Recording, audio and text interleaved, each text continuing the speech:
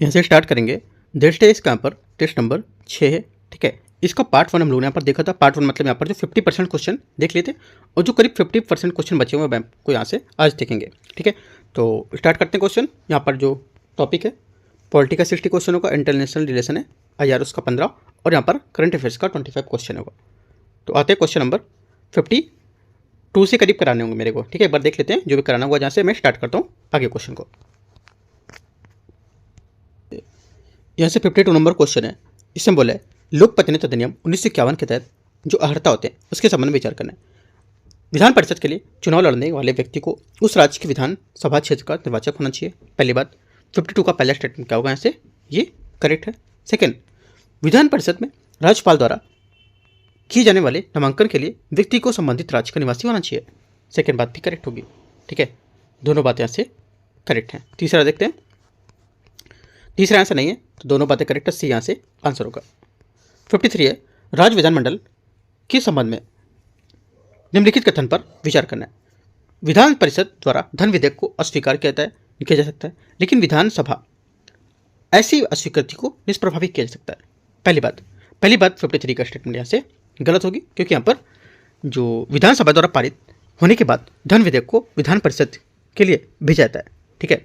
और विधान परिषद के पास यहाँ पर धन विधेयक के संबंध में सीमित शक्तियाँ होती हैं। वो ना तो इसे स्वीकार कर सकता है, ना ही इसमें संशोधन कर सकता है। वह केवल सिफारिश कर सकता है और 14 दिन के तक विधेयक को वापस करना भी होता है। तो ये बात गलत हो जाएगी।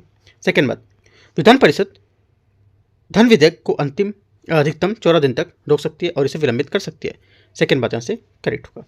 ओनली 2 करेक्ट है। बी यहाँ से सही आंसर है। 54 है निम्नलिखित पर विचार करना है। देखते हैं इसको।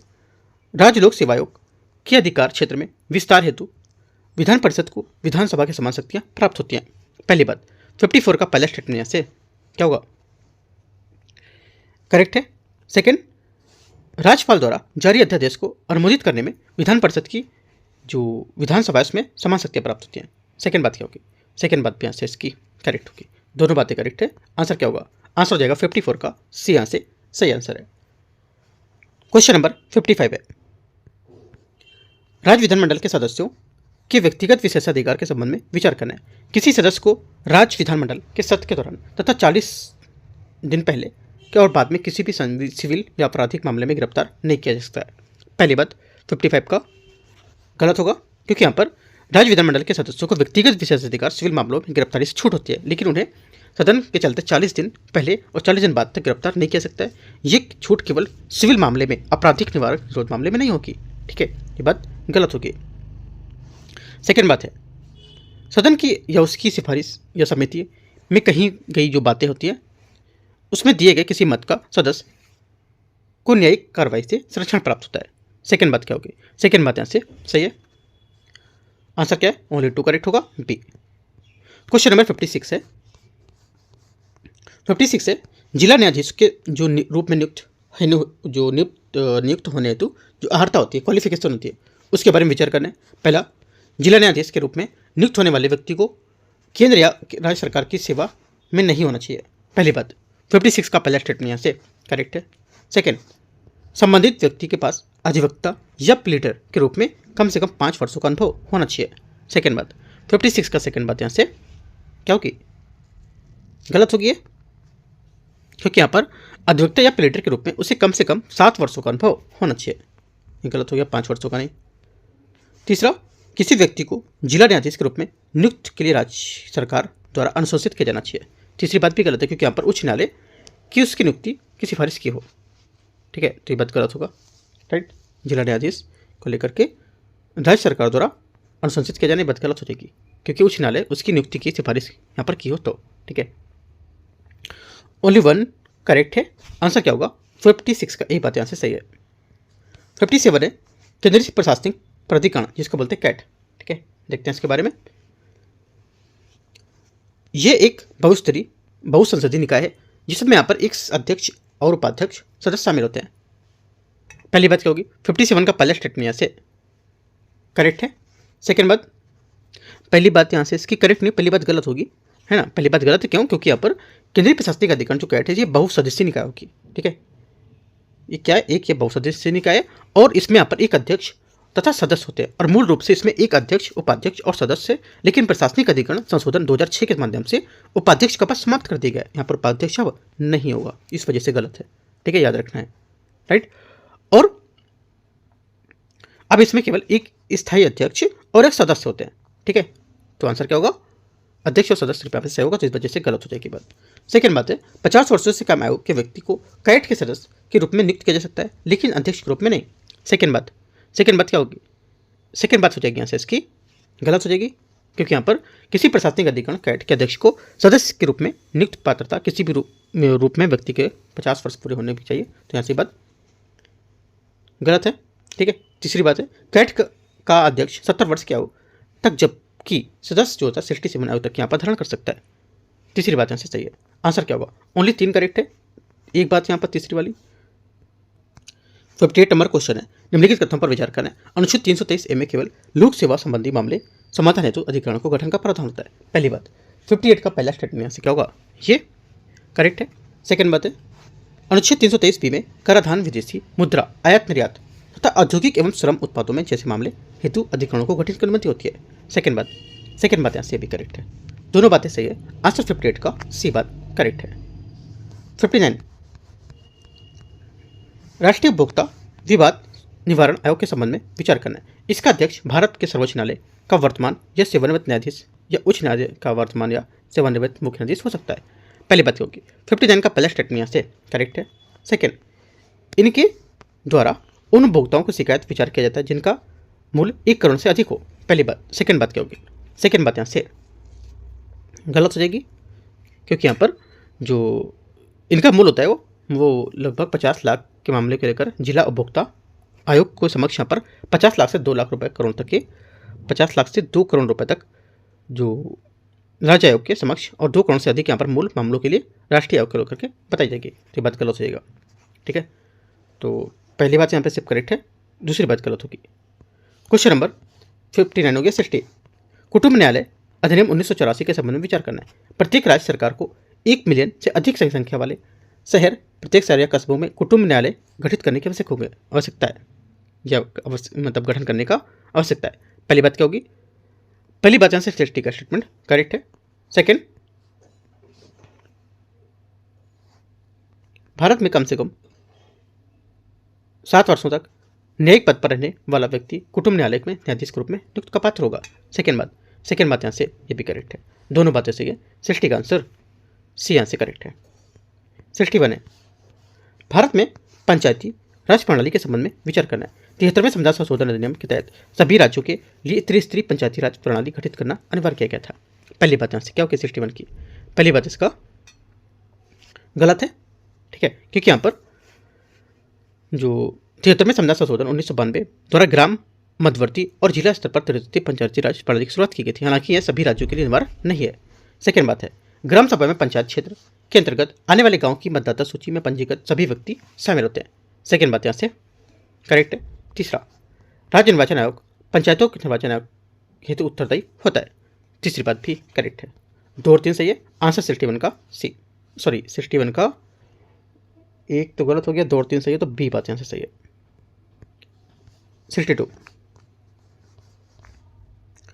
62 नंबर क्वेश्चन है, इसमें बोले निम्नलिखित कथनों पर विचार करना है। बलवंत राय मेहता समिति ने त्रिस्तरीय पंचायती राज प्रणाली की संस्तुति की थी, जिसमें तीनों स्तरों का गठन प्रत्यक्ष रूप से निर्वाचित प्रतिनिधियों से किए जाने का प्रस्तावित था। पहली बात 62 का पहला यहाँ से गलत है, क्योंकि यहाँ पर बलवंत राय मेहता समिति ने पंचायती राज त्रिस्तरीय संरचना, ग्राम पंचायत, पंचायत समिति और जिला परिषद की संस्तुति की थी। हालांकि ये समिति ने सुझाव दिया था कि केवल ग्राम पंचायत में प्रत्यक्ष निर्वाचन प्रणाली पद्धति होती है वो होना चाहिए, जबकि यहाँ पर पंचायत समिति तथा जिला परिषद अप्रत्यक्ष रूप से निर्वाचित सदस्य होना चाहिए। पहली बात गलत है। सेकेंड, अशोक मेहता समिति ने त्रिस्तरीय पंचायत राज प्रणाली की संस्तुति की थी। सेकेंड बात करेक्ट है। तीसरा, एमएल सिंघवी समिति ने पंचायतों को राज्य की नीति निर्देशक तत्वों को शामिल करने का मार्ग प्रशस्त किया था। तीसरी बात यहाँ से ये गलत हो जाएगी, क्योंकि यहाँ पर एमएल सिंघवी ने पंचायती राज संस्थाओं को संवैधानिक मान्यता देने की सिफारिश की थी, जिसके परिणामस्वरूप अंततः 73 जो संविधान संशोधन था वह हुआ था। हालांकि पंचायतों को निर्देशक तत्व जो 1940 है उसके मूल संविधान में 1950 में ही शामिल कर लिया गया था। तो ये बात गलत हो जाएगी। ओनली 2 करेक्ट है यहाँ से। आंसर क्या होगा? बी बात सही है। 63 है, पंचायतों के संबंध में 73वें संविधान संशोधन अधिनियम 1992 के निम्नलिखित में से कौन सा अनिवार्य प्रावधान नहीं है इसमें जो अनिवार्य प्रावधान इसमें से नहीं होंगे वो हो जाएगा किसी भी स्तर पर पंचायतों के पिछड़े वर्गों सीटों का आरक्षण। सी आंसर क्या होगा, इसका करेक्ट आंसर होगा 63 का, क्योंकि यहाँ पर 73वें संविधान संशोधन अधिनियम 1992 भारत के स्थानीय स्तर पर लोकतंत्र को मजबूत करने के लिए ऐतिहासिक सुधार था। ये अधिनियम अनिवार्य प्रावधानों जिन्हें सभी राज्यों को लागू करना होगा, ठीक है, और स्वैच्छिक प्रावधानों जिन्हें राज्य अपना चुके हैं कि इसके बीच स्पष्ट विभाजन करता है। सी यहाँ से आंसर होगा। 64 है, पंचायत उपबंध अनुसूचित क्षेत्रों पर विस्तार अधिनियम पेशा 1996 के प्रावधानों पर विचार करना है। देखते हैं पहली बात, 64 का पहला स्टेटमेंट है, पेशा के अंतर्गत ग्राम सभा को ग्राम के लिए सभी विकास योजनाओं परियोजनाओं के लिए स्वीकृति देने का अधिकार होता है। पहली बात, 64 का पहला स्टेटमेंट करेक्ट है। सेकेंड बात है, पेशा के अनुसार विकास परियोजनाओं के लिए अनुसूचित क्षेत्रों में भूमि अधिग्रहण से पहले ग्राम सभा से परामर्श किया जाना चाहिए। सेकेंड बात क्या होगी, सेकेंड बात यहाँ से पहली बात सही हो जाएगी, सेकेंड बात जो है ये भी आपकी करेक्ट है। दोनों बातें करेक्ट है। पंचायत उपबंध अनुसूचित क्षेत्र है, उसके विस्तार अधिनियम पेशा जो 1996 उसको लेकर के, ठीक है। तो 96 का आंसर क्या होगा, सी यहाँ से करेक्ट है। सॉरी 96 नहीं 64, राइट। 65 नंबर क्वेश्चन है, जिला योजना समिति जिसको बोलते हैं टीपीसी, ठीक है। 65 नंबर, इसके बारे में विचार करते हैं।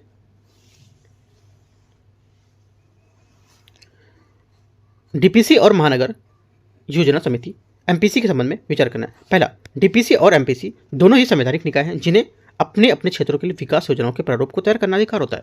पहली बात यहाँ से करेक्ट है, ठीक है, क्योंकि यहाँ पर जो भारतीय संविधान का आर्टिकल 243ZD और 243ZE इसके माध्यम से प्रत्येक राज्य में जिला नियोजन समिति डीपीसी और महानगर नियोजन समिति की स्थापना का प्रावधान करता है।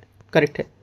डीपीसी के कम से कम 2/3 सदस्य निर्वाचित होने के लिए जिले की पंचायतों की नगर पालिकाओं को निर्वाचित होने के सदस्य के रूप में होने चाहिए।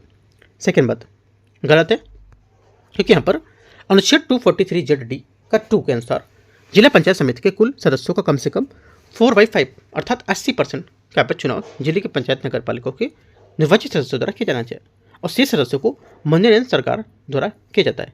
2/3 अनुपात एमपीसी पर लागू होता है, डीपीसी पर नहीं होता है। डीपीसी और एमपीसी की अनुशंसाएं राज्य सरकार पर कार्यान्वयन के लिए बाध्यकारी होंगी। तीसरी बात यहाँ से गलत है, क्योंकि यहाँ पर ये बाध्यकारी नहीं होती है, ये बात याद रखना है, सलाहकारी होती है। तो 1 सिर्फ करेक्ट है। 65 का आंसर क्या होगा, एक बात इसकी सही है। 66 नंबर है, निम्नलिखित कथन पर विचार करना है। 5 दे रखे हैं, पशु बाड़े, सड़कें और पुल, गैर परंपरागत ऊर्जा स्रोत, वयस्क और अनौपचारिक शिक्षा, कब्रिस्तान का प्रबंधन, इनमें से कितने विषय भारत के संविधान के 12वें सूची में सूचीबद्ध हैं। करेक्ट आंसर हो जाएगा 66 का करेक्ट आंसर। एक तो देखो कौन कौन सा, सड़क और सुरक्षा, सड़क और पुल को लेकर के, ठीक है, ये बात सही है, राइट। और दफनाने में लेकर कब्रिस्तान, ठीक है, और पशुपालन केंद्र, पशुपालन पशु बाड़े। तो यहाँ से सिर्फ 3 बातें इसकी करेक्ट है। बी यहाँ से क्या होगा, इसका करेक्ट आंसर होगा 66 का, ठीक है, 66 का बी यहाँ से करेक्ट आंसर। 67 है, शहरी स्थानीय निकाय और विवरण इसका, ठीक है, देखते हैं इसको। पहला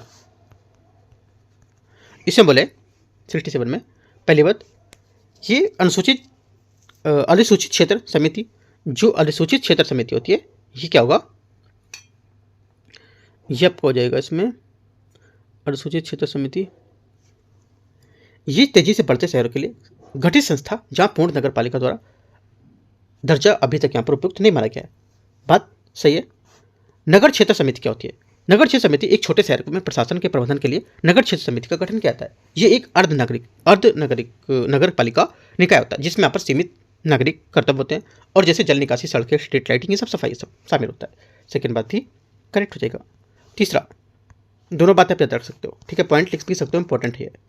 तीसरा पॉइंट यहाँ से टाउनशिप क्या होता है, टाउनशिप पर बड़े सार्वजनिक उद्यम और यहाँ पर औद्योगिक संयंत्रों के पास यहाँ पर आवासीय कॉलोनियों में रहने वाले जो कर्मचारी और नागरिक हैं वो, ठीक है। तो ये भी क्या होगा, करेक्ट है, तीनों सही है। आंसर क्या होगा, आंसर हो जाएगा 67 का सभी करेक्ट है, सी। क्वेश्चन नंबर 68 है, निम्नलिखित कथन पर विचार करना है। किसी केंद्र शासित प्रदेश का प्रशासक राष्ट्रपति के प्रतिनिधि के रूप में भूमिका निभाता है तथा यह राज्यपाल की तरह राज्य का प्रमुख नहीं होता है। पहली बात 68 का पहला स्टेटमेंट यहाँ से करेक्ट है। सेकेंड, चंडीगढ़ राष्ट्रपति द्वारा नियुक्त उपराज्यपाल द्वारा प्रशासक होता है। मतलब चंडीगढ़ में राष्ट्रपति द्वारा नियुक्त उपराज्यपाल द्वारा प्रशासित होता है। सेकंड बात क्या होगी? सेकंड बात यहाँ से 68 को जुड़ेगी, ये गलत है, क्योंकि यहाँ पर वर्तमान में दिल्ली, पांडिचेरी, अंडमान निकोबार द्वीप समूह, जम्मू कश्मीर, लद्दाख का नेतृत्व उपराज्यपाल करते हैं, जबकि चंडीगढ़, दादर नगर हवेली, दमन दीव, ठीक है, तथा लक्षद्वीप, इनका नेतृत्व प्रशासक करते हैं। तो बात गलत हो जाएगी। ओनली वन करेक्ट है, आंसर सी ए।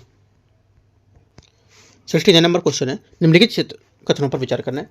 किसी भी क्षेत्र को अनुसूचित क्षेत्र घोषित करने का अधिकार केवल राष्ट्रपति के पास होता है। पहली बात यहाँ से करेक्ट है। सेकंड है, असम, मेघालय, त्रिपुरा और मिजोरम के जनजातीय क्षेत्रों को छठी सूची के तहत स्वायत्त जिला की जो गठित किया गया है, लेकिन ये संबंधित राज्य के जो सरकार है उसके प्राधिकारी का अधीन होगा। सेकंड बात क्या होगी? सेकंड बात यहाँ से करेक्ट है। तीसरा, जनजातीय क्षेत्रों में इसके प्रत्येक स्वायत्त जिले में 30 सदस्यीय जिला परिषद होती है, जो पूर्णतः राज्यपाल द्वारा नामित होती है। तीसरी बात यहाँ से गलत होगी, क्योंकि प्रत्येक स्वायत्त जिले में 30 सदस्यों वाली एक जिला परिषद होती है, जिसमें यहाँ पर 26 फैस मताधिकार द्वारा चुने जाते हैं और 4 राज्यपाल द्वारा मनोनीत होते हैं। तो बात गलत होगी। 1-2 करेक्ट है, आंसर क्या होगा? 69 का ए बात सही है। 70 नंबर है, इलेक्ट्रॉनिक वोटिंग मशीन के बारे में विचार करना है। देखते हैं। ईवीएम का विकास भारत इलेक्ट्रॉनिक्स लिमिटेड और electronics corporation of India limited द्वारा किया जाता है। पहली बात, 70 का पहले स्टेटमेंट यहाँ से क्या होगा? ये करेक्ट है। सेकंड है, ईवीएम का पहली बार प्रयोग केरल में किया गया था। सेकंड बात क्या होगा? सेकंड बात भी यहाँ से इसकी करेक्ट हो जाएगी। दोनों बातें यहाँ से करेक्ट है। तीसरा, ईवीएम के साथ यहाँ पर वोटर वेरीफाइड जो पेपर होता है ऑडिट ट्रायल का यहाँ पर प्रयोग पहली बार 2014 के लोकसभा चुनाव में किया गया था। तीसरी बात यहाँ से गलत है, क्योंकि वीवीपैट जो है voter verified paper audit trial जो होता है, ये ईवीएम का उपयोग सबसे पहले 2013 में नागालैंड के यहाँ पर नोक्सेन विधानसभा क्षेत्र में उपचुनाव में किया गया था, ना कि यहाँ पर 2014 में लोकसभा चुनाव में। तो 1-2 करेक्ट है, आंसर क्या हो जाएगा? 70 का ए यहाँ से सही आंसर है। यह 71 क्वेश्चन है, इसमें बोला है निर्वाचन के बाद अयोग्यता पर निर्वाचन आयोग का दृष्टिकोण राष्ट्रपति व राज्यपाल के अधिकारी होता है। पहली बात क्या होगी? 71 का यहाँ से करेक्ट है। सेकंड है, निर्वाचन आयोग ऐसे उम्मीदवार को आयोग घोषित कर सकता है जो निर्धारित समय पर प्रारूप के अंदर निर्वाचित संबंधी विवरण प्रस्तुत करने में विफल रहते हैं। यह भी बात करेक्ट है। दोनों बातें यहाँ से सही है, आंसर सी यहाँ से करेक्ट हो जाएगा। ठीक है, ऐसे मामलों में राष्ट्रपति या राज्यपाल को आयोग की जो राय होती है उसके अनुसार ही कार्य करना आवश्यक होता है। ठीक है, इंपॉर्टेंट बात है। आते क्वेश्चन में 72, संघ लोक सेवा आयोग यूपीएससी और संरचना नियुक्ति के संबंध में विचार करना है, कौन सा सही होगा? भारत के राष्ट्रपति यूपीएससी के सदस्यों की संख्या निर्धारित करते हैं। पहली बात, 72 का पहला स्टेटमेंट यहाँ से क्या होगा? करेक्ट है। सेकेंड, यूपीएससी के कम से कम आधे सदस्यों द्वारा भारत सरकार या किसी राज्य सरकार के अधीन कम से कम 10 वर्षों के पद धारण किया होना आवश्यक होता है। सेकेंड बात भी करेक्ट है। तीसरा, यूपीएससी के अध्यक्ष और सदस्य 5 वर्ष तक या 65 वर्ष के जो भी पहले पद धारण करते हैं। तीसरी बात ऐसे गलत, क्योंकि यहाँ पर अध्यक्ष और सदस्य आयोग 6 वर्ष या 65 वर्ष जो भी पहले वो करते हैं। ठीक है, ना कि 5। 1-2 करेक्ट है, आंसर ए बात यहाँ से 72 के सही है। 73 है, संघ लोक सेवा आयोग यूपीएससी के संबंध में विचार करना है। संसद कुछ पदों, सेवाओं या मामलों में यूपीएससी के क्षेत्राधिकार से बाहर रख सकती है इसको। पहली बात, 73 का पहला स्टेटमेंट यहाँ से क्या होगा? गलत है, क्योंकि यहाँ पर राष्ट्रपति को विशिष्ट पदों, सेवाओं के मामलों में यूपीएससी के अधिकार क्षेत्र बाहर रखने का अधिकार है, लेकिन जो संविधान के राष्ट्रपति के नियम में जारी करने की अनुमति देता है, जिसमें यहाँ पर यह स्पष्ट किया गया। ठीक है, अखिल भारतीय सेवाओं और केंद्रीय सेवाओं में संबंधित किन्हीं मामलों को लेकर यूपीएससी परामर्श की आवश्यकता नहीं होगी। सेकेंड बात है, यूपीएससी द्वारा अपने कार्यों पर संसद को वार्षिक रिपोर्ट प्रस्तुत की जाती है। सेकेंड बात क्या होगी? सेकेंड बात यहाँ से ये भी गलत है। ठीक है, क्योंकि यहाँ पर यूपीएससी राष्ट्रपति को वार्षिक रिपोर्ट प्रस्तुत करता है, जिसे राष्ट्रपति संसद दोनों सदनों के समक्ष रखते हैं। इसके साथ एक ज्ञापन भी प्रस्तुत किया था, जिसमें आयोग की सलाह न मानने वाले जो मामले होते हैं उसमें असहमति के कारणों का विवरण होता है।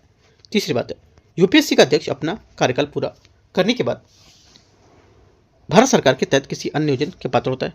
तीसरी बात भी यहाँ से गलत होगी। तीनों बातें से गलत हैं, डी यहाँ से आंसर है। पूछा कौन सा सही नहीं है, तो सभी सही नहीं है। डी, वित्त आयोग का अध्यक्ष होना चाहिए। तो क्या होगा? जो वित्त आयोग का अध्यक्ष है ये होना चाहिए लोक मामलों में अनुभव रखने वाला व्यक्ति। बी यहाँ से क्या होगा? 74 का करेक्ट आंसर है। 75 है, भारतीय संविधान के अनुच्छेद 280 के अनुसार निम्नलिखित में से कौन सा वित्त आयोग का काम नहीं होगा? इनमें से जो वित्त आयोग का काम नहीं है 75 में करेक्ट आंसर हो जाएगा ये केंद्र प्रायोजित योजनाओं के लिए आवश्यक धनराशि की मात्रा निर्धारित करना। ये क्या होगा? ये वित्त आयोग का काम नहीं होगा। ठीक है, ये बात गलत हो जाएगा। 76 नंबर क्वेश्चन है, निम्नलिखित में से कौन जीएसटी का सदस्य यहाँ पर नहीं है? आंसर हो जाएगा डी, मुख्य आर्थिक सलाहकार यहाँ से इसका नहीं होगा। ठीक है, तो आंसर क्या होगा? डी यहाँ से करेक्ट होगा। संविधान के जो 101वें संविधान संशोधन अधिनियम 2016 में भारत की वस्तु एवं सेवा कर जीएसटी की शुरुआत को यहाँ पर संवैधानिक रूप से संभव बनाया गया था। ठीक है, इस संशोधन के अंतर्गत अनुच्छेद 279 का ए यहाँ पर जोड़ा गया था, जो राष्ट्रपति को यहाँ पर जीएसटी परिषद की स्थापना के अधिकार यहाँ पर देता है। ठीक है, परिषद का सचिवालय नई दिल्ली में स्थित है और यहाँ पर केंद्रीय राजस्व सचिव इसके पदेन सचिव के रूप में काम करते हैं। राइट, तो यहाँ से जो केंद्रीय वित्त मंत्री इसके यहाँ पर क्या होंगे? सदस्य होंगे। राइट, राजस्व या वित्त के जो प्रभारी केंद्रीय राज्य मंत्री वो भी होंगे। प्रत्येक राज्य सरकार द्वारा नामित वित्त या कराधान मंत्री या कोई अन्य मंत्री हो सकता है। राष्ट्रपति शासन के अधीन किसी राज्य के राज्यपाल को द्वारा मनोनीत यहाँ पर कोई व्यक्ति हो सकता है जो 356 में हो। ठीक है, तो आंसर क्या होगा? डी आंसर इसका 76 का करेक्ट आंसर ये होगा। ठीक है, कि यहाँ पर जो उनमें से सदस्य नहीं है वो ये डी। क्वेश्चन 77 है, संविधान के अनुच्छेद 338 ए के अनुसार निम्नलिखित में से कौन सा राष्ट्रीय अनुसूचित जाति जनजाति आयोग NCST के कारण नहीं है? आंसर हो जाएगा 77 का करेक्ट आंसर यहाँ से ये अनुसूचित जनजाति की सूची समुदाय व समावेश के बाहर से निर्धारण करने का अधिकार यहाँ पर क्या होगा? इसको नहीं होगा। ठीक है, इसके कार में नहीं आएगा ये। आंसर क्या होगा? डी यहाँ से 77 का करेक्ट आंसर होगा। इसके कार क्या हो सकते हैं? आप लिख सकते हो कि जैसे कि अनुसूचित जनजातियों के लिए संवैधानिक और कानूनी सुरक्षा को उपाय की जांच करना। ठीक है, अनुसूचित जनजातियों के लिए अधिकारों की सुरक्षा को उपाय को हनन कर रहा है कोई, उसकी शिकायत की जांच करना। अनुसूचित जनजाति सामाजिक आर्थिक विशेषताएं हैं विकास उनके लेकर के कोई अगर सलाह देता है तो उसको लेकर के प्रगति की समीक्षा करना, सुरक्षा उपाय को ध्यान देना और सामुदायिक समावेश का बहिष्करण करना। तो ये सब इसके काम होते हैं। क्वेश्चन नंबर 78 है, भारत के नीति क्रम लेखा परीक्षक कैग के संबंध में विचार करना है। कैग भारत की संचित नीति, प्रत्येक राज्य की संचित नीति और प्रत्येक केंद्र शासित प्रदेश की संचित नीति से किए गए सभी व्ययों की लेखा परीक्षा करता है। पहला 78 का पहला स्टेटमेंट यहाँ से गलत होगा। ठीक है, क्योंकि यहाँ पर भारत की संचित निधि, प्रत्येक राज्य की संचित निधि और यहाँ पर विधानसभा वाले केंद्र शासित प्रदेश की संचित निधि से किए गए सभी व्यय लेखा परीक्षा करता। तो ये बात गलत होगी। सेकेंड बात, ये इसका कर्तव्य था कैग का जो मैंने आपको बताया। सेकेंड बात है, कैग राज्य सरकारों के खातों में संकलित करने और यहाँ पर रख रखाव के लिए उत्तर देता है। सेकेंड बात यहाँ से करेक्ट है। आंसर क्या होगा? ओनली टू बी यहाँ से सही बात है। 79 है, भारत के नियंत्रण क्रम लेखा परीक्षक कैग के बारे में विचार करना है। कैग को राष्ट्रपति द्वारा उसी प्रक्रिया से उसी आधार पर हटाया जा सकता है जिससे यहाँ पर उच्च न्यायालय के न्यायाधीश को हटाया जाता है। पहली बात 79 का पहला स्टेटमेंट यहाँ से करेक्ट होगा। दूसरा, कैग विधिक और फिर नियामक लेखा परीक्षाएं करता है लेकिन इसे औचित्य लेखा परीक्षा करने का अधिकार नहीं होता है। सेकेंड बात यहाँ से गलत है क्योंकि यहाँ पर कानूनी और नियामक लेखा परीक्षाओं के अतिरिक्त कैग औचित्य लेखा परीक्षा भी कर सकता है जो सरकारी व्यय की बुद्धिमत्ता, दक्षता और मितव्ययिता की जांच कर सकती है और अपव्यय या व्यर्थता को इंगित करती है। ठीक है, तो औचित्य यहाँ पर जो होता है लेखा परीक्षा विवेकाधीन होती है इसकी। तो सेकेंड बात इसकी गलत होगी। आंसर क्या होगा? ओनली वन करेक्ट है। 79 का आंसर ए। क्वेश्चन नंबर 80 है, निम्नलिखित कथन पर विचार करना है। भारत के मानवाधिकार को भारत के राज्य क्षेत्र में स्थित सभी न्यायालयों की सुनवाई करने का अधिकार होता है। पहली बात 80 का पहला स्टेटमेंट यहाँ से करेक्ट है। सेकेंड, मानवाधिकार द्वारा किसी भी प्रकार की निजी लीगल प्रैक्टिस करना प्रतिबंधित होगा। सेकेंड बात यहाँ से गलत होगी क्योंकि यहाँ पर मानवाधिकार पूर्णकालिक सरकारी अधिवक्ता नहीं होता है, वह सरकारी कर्मचारी नहीं होता है और उसे जिससे लीगल प्रैक्टिस जारी रखने की अनुमति हो। तो बात गलत हो जाएगी। तीसरा, मानवाधिकार संसद के सदस्यों के समान यहाँ पर विशेष अधिकार की अनुमतियाँ प्राप्त होती है। तीसरी बात करेक्ट है। आंसर 1 और 3 सही है। 80 का आंसर सही पूछा है तो सी। क्वेश्चन नंबर 81, राष्ट्रीय मानवाधिकार आयोग national human right commission NHRC के बारे में विचार करना। इसका अध्यक्ष भारत का सेवानिवृत्त मुख्य न्यायाधीश या सर्वोच्च न्यायालय का न्यायाधीश होना चाहिए। पहली बात यहाँ से करेक्ट है। सेकेंड, NHRC के अध्यक्ष को सर्वोच्च न्यायालय के न्यायाधीश के समान प्रक्रिया से हटाया जा सकता है। क्या होगी सेकेंड बात? सेकेंड बात यहाँ से गलत है क्योंकि यहाँ पर यदि वह न्यायालय द्वारा किसी अपराध व दोषी ये सजा अगर होता है तो ऐसे यहाँ पर इसमें हटा सकते हो, ठीक है। तो ये बात गलत हो जाएगी। तीसरा, इसके अध्यक्ष और सदस्यों के वेतन भत्ते अन्य सेवा शर्तें संसद द्वारा निर्धारित की जाती हैं। तीसरी बात क्या होगी? तीसरी बात भी गलत है, क्योंकि यहाँ पर अध्यक्ष और सदस्यों के वेतन भत्ते सेवा शर्तें केंद्र सरकार द्वारा निर्धारित की जाती है। ओनली वन करेक्ट है। आंसर यहाँ से क्या होगा? 81 का एक करेक्ट हो जाएगा। 82 नंबर क्वेश्चन है, निम्नलिखित निकाय पर विचार करना है। देखते हैं इसको। इनमें से कितने को गठन भारत के संविधान के प्रावधानों के अनुसार किया गया था? ठीक है, देखते हैं। पहला बोला राष्ट्रीय बाल अधिकार संरक्षण आयोग। पहला क्या होगा? देखो,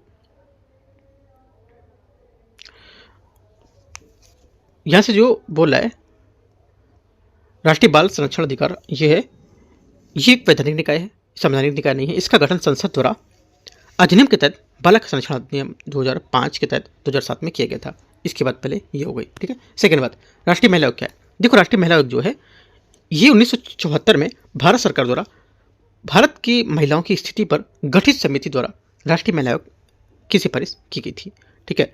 और यह आयोग एक स्वायत्त वैधानिक निकाय है। इसका गठन संसद द्वारा पारित एक विधि राष्ट्रीय महिला आयोग के अधिनियम के तहत 1990 में किया गया था। तीसरा, राष्ट्रीय पिछड़ा वर्ग आयोग।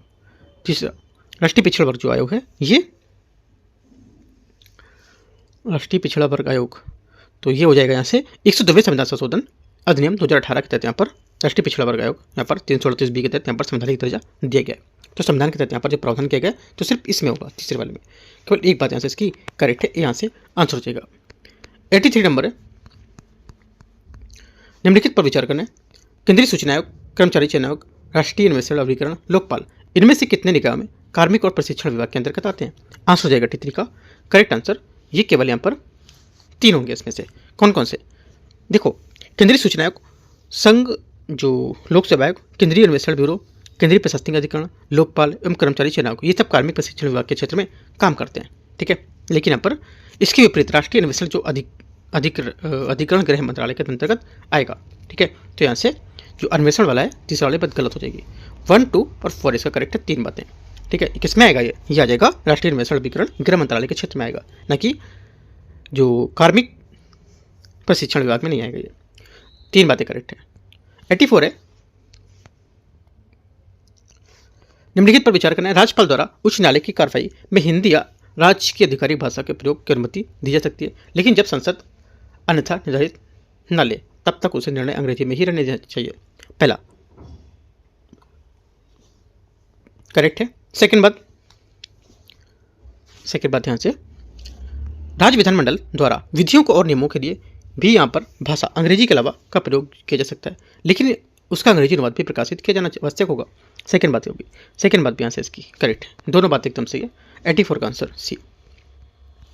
85 है, भारत में राष्ट्रीय दल की मान्यता शर्तों के संबंध में विचार करना है। लोकसभा की कुल सीटों में 2% सीटें जीतने वाले दल जिसके निर्वाचित सदस्य कम से कम 4 अलग अलग राज्यों से हो, उसके पास राष्ट्रीय दल की अर्हता होती है। पहली बात। 85 का पहला स्टेटमेंट क्या होगा? ये पहली बात यहाँ से गलत है, क्योंकि यहाँ पर यदि आम चुनाव में लोकसभा में 2% सीटें जीतता है तो ये उम्मीदवार 3 राज्यों से चुने जाते हैं, ठीक है। 4 अलग राज्यों से नहीं होते हैं, गलत हो जाएगा। सेकंड, 4 राज्यों में से राज्य स्तरीय दल के रूप में मान्यता प्राप्त दल के पास राष्ट्रीय दल का अर्हता होती है, क्वालिफिकेशन होता है उसके पास। सेकंड बात यहाँ से करेक्ट है। आंसर क्या होगा? ओनली 2 करेक्ट है। 85 का आंसर बी। 86 है, लोक प्रतिनिधित्व अधिनियम 1951 के संबंध में विचार करना है। निवारक निरोध में रखे गए व्यक्ति को निर्वाचन वाले क्षेत्र में केवल डाक मत पत्र के माध्यम से ही मतदान करने की अनुमति होती है। पहली बात। 86 का पहला स्टेटमेंट यहाँ से करेक्ट है। सेकंड, कारावास चाहे वह दोषसिद्धि के कारण हो या विचाराधीन मामले में किसी भी व्यक्ति को किसी भी निर्वाचन क्षेत्र में मतदान की अनुमति नहीं होती है। सेकंड बात करेक्ट है। दोनों बातें यहाँ से सही है। आंसर क्या होगा? सी यहाँ से करेक्ट है। 87 नंबर है। 87 नंबर है, भारत में दल परिवर्तन रोधी कानून के संबंध में विचार करना है। 10वीं सूची के तहत निर्भरता के संबंध में अध्यक्ष या सभापति का निर्णय नई समीक्षा के अधीन होता है। पहली बात। 87 का पहला स्टेटमेंट यहाँ से क्या होगा?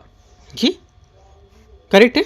सेकेंड, नाम निर्देशित सदस्य किसी राजनीतिक दल में शामिल होते ही 10वीं सूची के तहत निर्धारित हो जाते हैं। सेकेंड बात क्या होगी?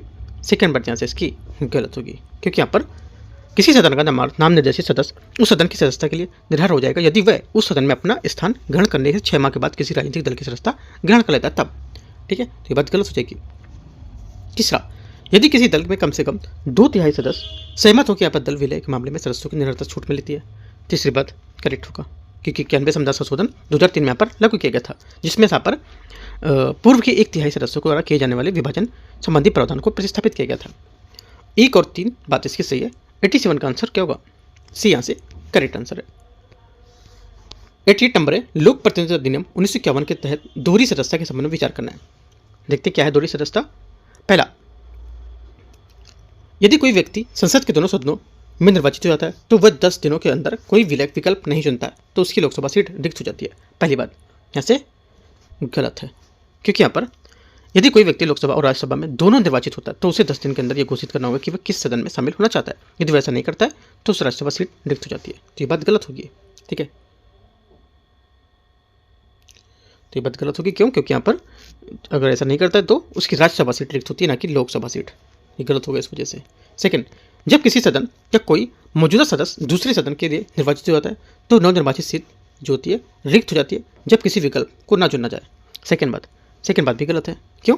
क्योंकि यहाँ पर यदि कोई सदन का कोई मौजूदा सदस्य दूसरे सदन के लिए निर्वाचित हो जाता है तो उसकी मूल सीट जो होती है पहले सदन में रिक्त हो जाती है। तो ये बात गलत होगी। ठीक है।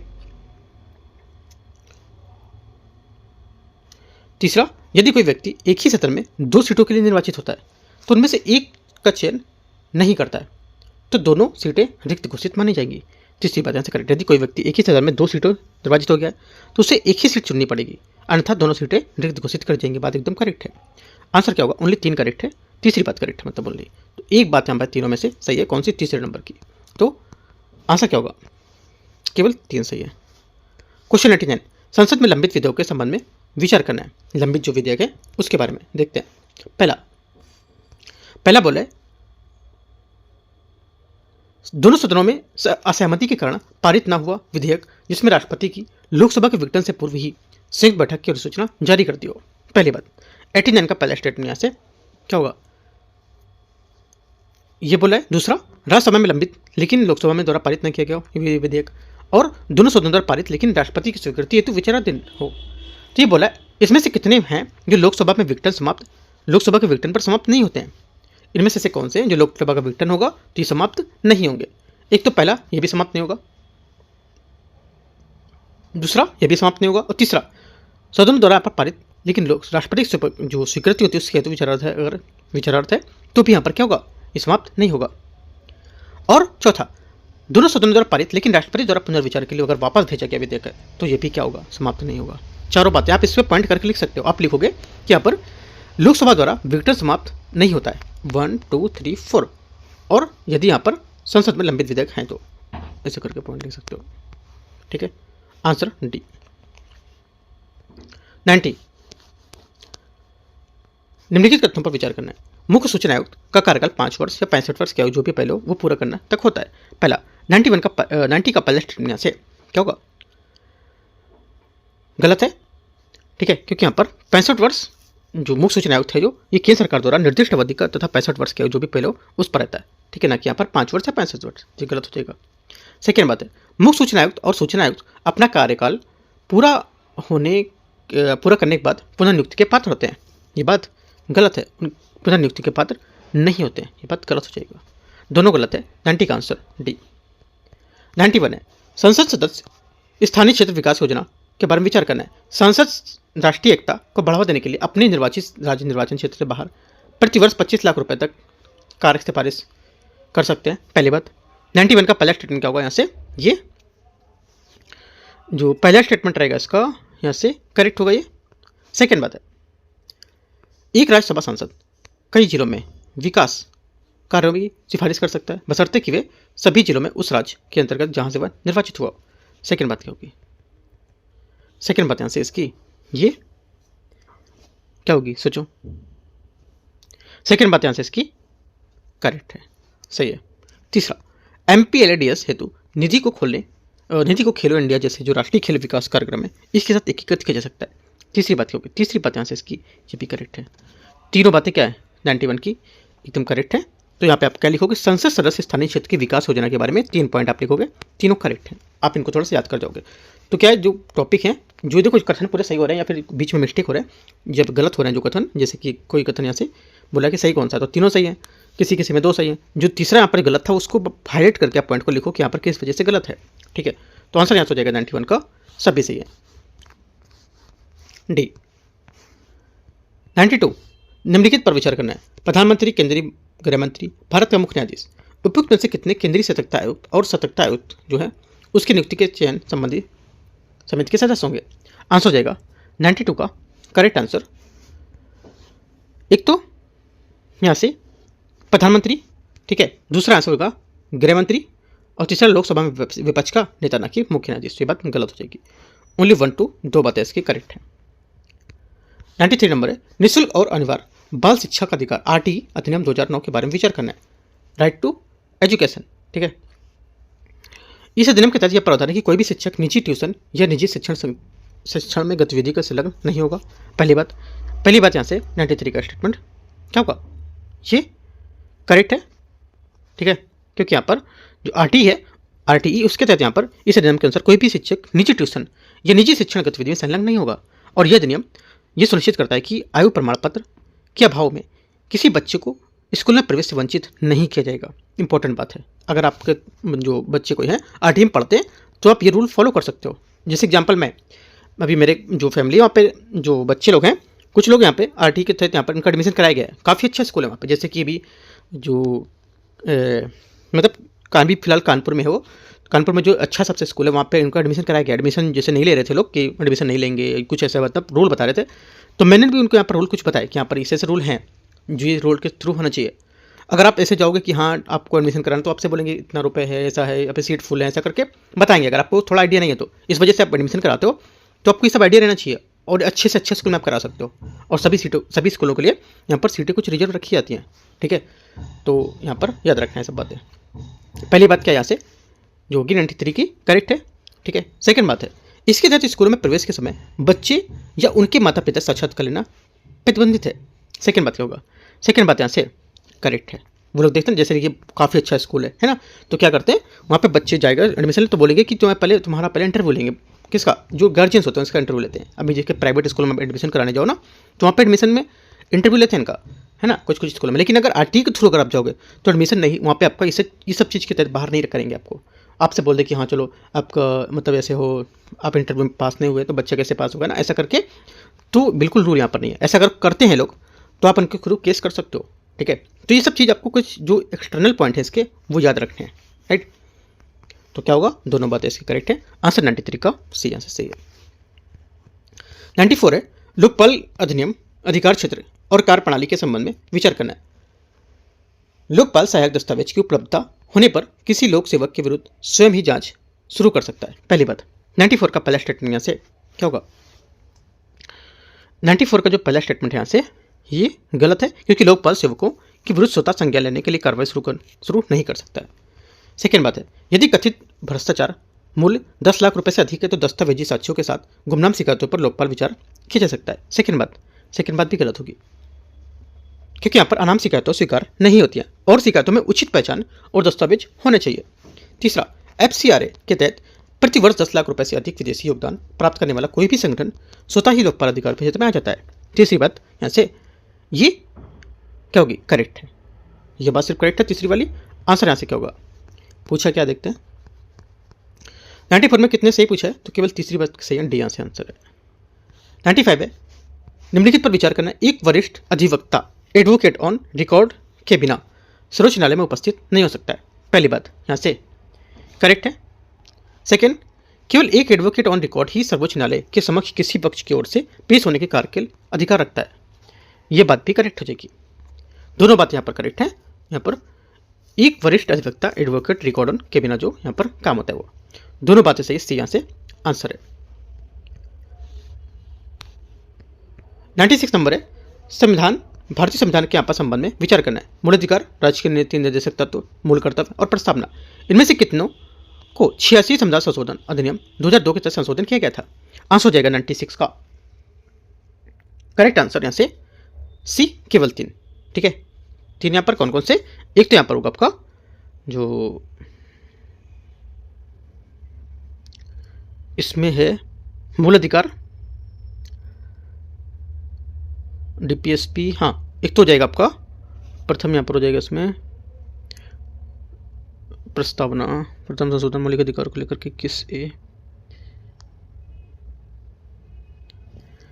आपका पहला हो जाएगा आंसर मूल अधिकार, ठीक है, फंडामेंटल राइट और मूल कर्तव्य, मूल अधिकार, फंडामेंटल राइट और मूल कर्तव्य, यहाँ से प्रस्तावना इसमें नहीं होगा, ठीक है, तीन बातें इसकी करेक्ट है।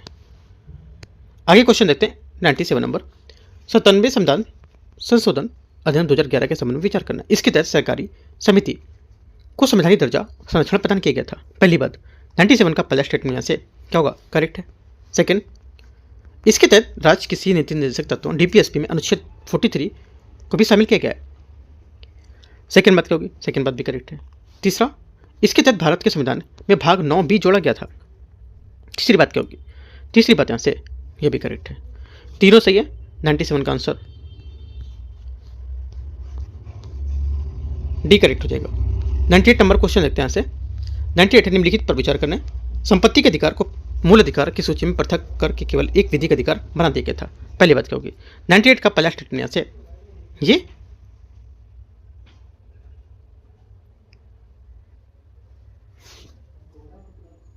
पहला स्टेटमेंट यहाँ से जो होगा, बोला कि संपत्ति के अधिकार को मूल अधिकार की सूची से पृथक करके केवल एक विधिक अधिकार बना दिया गया है। तो यहाँ से यहाँ पर कानूनी अधिकार बनाया गया था इसको, है ना, क्योंकि यहाँ पर 44वें संविधान संशोधन अधिनियम 1978 ने संपत्ति के अधिकार को मूल अधिकार की सूची से पृथक कर दिया था और इसे एक केवल कानूनी अधिकार बनाया गया था, है ना, यहाँ पर विधिक अधिकार नहीं बनाया था। ये बात गलत होगी, देखते हैं आगे। राष्ट्रपति मंत्रिपरिषद की सलाह को बाध्यकारी किया गया, मतलब राष्ट्रपति पर मंत्रिपरिषद की सलाह को बाध्यकारी किया गया। सेकंड बात क्या होगी, सेकंड बात यहाँ से करेक्ट है। लोकसभा और राज्य विधानसभा का कार्यकाल 5 वर्ष से बढ़ाकर 6 वर्ष कर दिया गया था, 6 वर्ष कर दिया गया। तीसरी बात क्या है, तीसरी बात यहाँ से जो इसकी रहेगी ये 5 वर्ष से बढ़ाकर 6 वर्ष कर दिया गया था। इसने लोकसभा के राज्य विधान, हाँ ठीक है, ये भी बात सही है। तीसरा ये हो गया। चौथा, नई समीक्षा शक्ति सीमित कर दी गई थी, ये भी बात सही है। तो तीन बातें इसकी करेक्ट है, पहली बात इसकी गलत थी, ठीक है, बी यहाँ से आंसर हो गया। 99 नंबर है केंद्र शासित प्रदेश और यहाँ पर संवैधानिक जो संशोधन है वो राज्य केंद्र शासित प्रदेश है या उनके संवैधानिक संशोधन है वो देखते हैं। पुडुचेरी, जो पुडुचेरी है ये हो जाएगा तो 14वां संविधान संशोधन 14 अधिनियम 1962, ठीक है, बात सही है। सेकंड है दादरा नगर हवेली 10वां संविधान संशोधन 1961, ये भी करेक्ट है। मेघालय 22वां संविधान संशोधन 1969, ये भी बात करेक्ट है। 99 का आंसर सी, सभी तीन करेक्ट हो जाएंगे। क्वेश्चन लास्ट है 100 नंबर, निम्नलिखित में से कौन सा अधिकार संविधान के अनुच्छेद 21 के अंतर्गत शामिल नहीं है। करेक्ट आंसर हो जाएगा 100 का, यहाँ से सही आंसर ए बात करेक्ट है, मतदान का अधिकार ए यहाँ से सही आंसर है, ठीक है। तो इस टाइप से यहाँ पर देखो, जो दृष्टि का भी टेस्ट यहाँ पर हुआ था 14 को, 14 तारीख को हुआ था, एक हुआ था 7 को और एक हुआ था 14 को, 14 तारीख को, और टेस्ट नंबर 6 था ये। अब होना है 14, 6, 20 और एक 21 को होना है, ठीक है। 21 तारीख को होना है तो वो पेपर आपको 22 तारीख के 23 तारीख को मैं आपको कवर करा दूंगा, ठीक है। टेस्ट नंबर जो 7 होगा वो, राइट। और इसके बाद एक बात और, यहाँ पे जो अभी मैंने यूकेटी का पेपर आज कराया हुआ है सुबह, वो टेस्ट नंबर 14 कराया हुआ है, 14 नंबर टेस्ट, वो आपका कौन सा है, साइंस एंड टेक्नोलॉजी का, जो महत्वपूर्ण करंट अफेयर्स अगस्त और सितंबर की है, ठीक है। अगस्त और सितंबर की जो जितनी भी महत्वपूर्ण करंट अफेयर्स है सिर्फ साइंस और टेक्नोलॉजी की, वो मैंने छांट के आपको यहाँ से कराई, जितनी भी यहाँ पर न्यूज़ में थी वो, ठीक है। उसके क्वेश्चन बना करके मैंने 100 क्वेश्चन को लेकर के 50 क्वेश्चन करा दिया, 50 मैं कल कराऊंगा, तो 100 क्वेश्चन का आपका यहाँ से साइंस टेक्नोलॉजी का पूरा होगा, ठीक है। इस टाइप से जितनी भी यहाँ पर मंथ की करंट अफेयर्स है सब मैं सब्जेक्ट के हिसाब से कवर कराऊंगा यहाँ पर, तो आपके हर सब्जेक्ट के हिसाब से क्वेश्चन जो करंट के हैं वो पूरे होते जाएंगे। अभी तक मैं करा चुका हूँ इकोनॉमिक का, इन्वायरमेंट का, ठीक है, पॉलिटी का, और यहाँ पर चौथा है साइंस टेक्नोलॉजी का, 4 यहाँ पर चौथा चल रहा है करंट का ये, तो देख सकते हो काफ़ी इंपॉर्टेंट है। और मैं स्टैटिक का भी इसका करा चुका हूँ, टेस्ट नंबर 13, वो भी जाकर देख सकते हो। क्वेश्चन देखो, इसको जो पूछने के तरीके हैं साइंस टेक्नोलॉजी के काफ़ी अच्छे हैं वहाँ पर, ठीक है, बहुत मतलब डीप में जाकर मैंने क्वेश्चन बनाए हुए हैं वो, राइट। एंड करते हैं से इसको, और यहाँ पर इवनिंग में आने वाला है पेपर, और जो दृष्टि का मेंटरशिप है उसका टेस्ट नंबर 12 का पार्ट 2 वो आपको करीब 4:30 बजे के आसपास मिलेगा, राइट। एंड करते हैं, all the best, thank you.